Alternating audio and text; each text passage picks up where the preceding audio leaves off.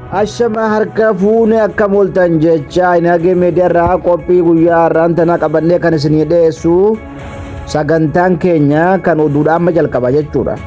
Odeessa keenya kan biyya keessarraa yeroo kaanu magaalaa Finfinnee keessatti konkolaachisaan tokko birrii 100,000 adabamuun isaa dhaga'ame. Magaalaa Finfinnee keessatti konkolaachisaan daandii biskileetii irra fiiguudhaaf qophaa'e irratti konkolaataa oofee adabamuun isaa dhaga'ame. Gama odeessa biraatiin odeessa bahar gamaatiin muddamni Iraanii fi Ameerikaa akkuma cimetti kan jiru yoo ta'u biyyoota Arabaa giddugala bahaa jiran kanarratti akka malee yaaddoo cimaas ta'aa jira jechuudhaan miidiyaaleen garaagaraa dubbataa jiran.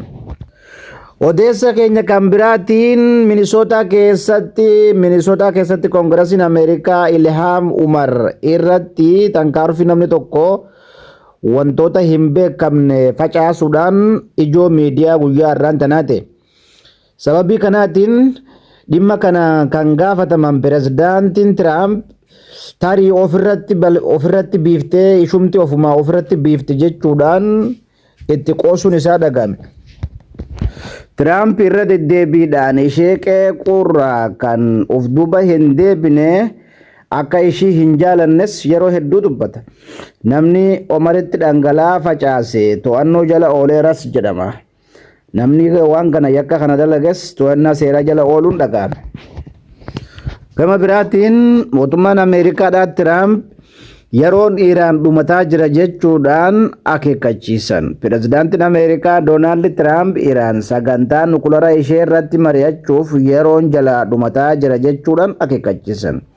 Kunis eega waraanni Ameerikaa naannawa Galfii yeroo sochii cimsiteetti dhagahame. Doonii waraana Ameerikaa Armaadaa jedhamu saffisaan humna guddaa kaka'umsa fi galma qabatee imalaa jiraachuun dhagahame.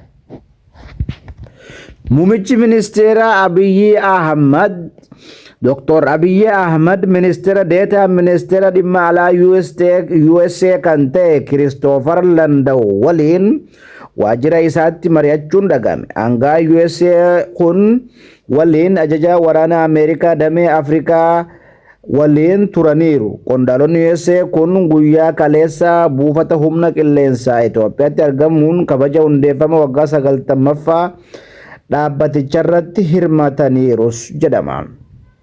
Muummichi ministeera Abiyyi Ahmad marii isaanii waliin taasisan booda erga miidiyaa hawaasummaa isaaniirratti maxxansaniin akkana jedhan. Marii gaarii fi wal hubannaa irratti hundaa'e kan wal ta'iinsaa fi wal kabajuu itti fufiinsa qabu irratti xiyyeeffannees jedha.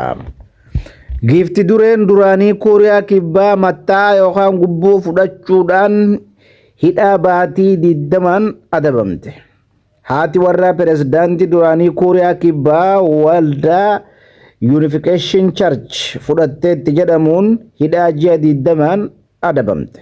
Haa ta'u malee dubartiin ganna 52 Kim Kyo Hee himannaa gatii gabaa istookii waliin dhahuu fi filannoo bara 2022 dura qorannoo yaada uummataa dhaabbata siyaasaa dhimma kanaa mijeessurraa fudhatteetti jechuudhaan bilisa baateetti.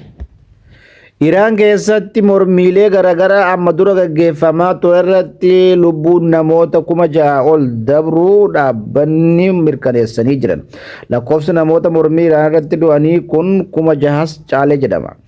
Dhaabbanni oduu mirgoota namoomaa Iraan gabaasa haaraa baaseen lakkoofsi namoota mormii guutummaa biyyattii keessatti torbaanota darban keessa bahame irratti ajjeefamanii 6,000 ol ta'uu ibsame.